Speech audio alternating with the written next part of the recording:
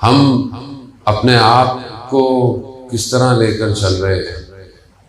आजमाइशें, इम्तिहान, इब्तलात, मुश्किलात, अब ये दुनिया का खासा है। दुनिया इस मुश्किलात से जुदा नहीं हो सकती। कोई ये कहे कि मैं दुनिया में रहूं और मुझे कोई मुश्किल ना आए, खूब ये मुमकिन नहीं है।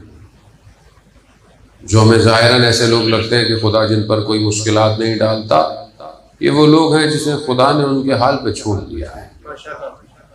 और जिन्हें खुदा हाल पर नहीं छोड़ता, उन्हें गिरफ्तार रखता है, उन्हें मुश्किलों में फंसा के रखता है। लोग बाज़ औक़ात कहते हैं कि हम एक मुश्किल से निकलते हैं, दूसरी में चले जाते हैं। बाज़ औक़ात या ज़्यादातर ये मुश्किलात हमारी अपनी होती हैं, ये खुदा की तरफ से नहीं होती। हमारे ही कई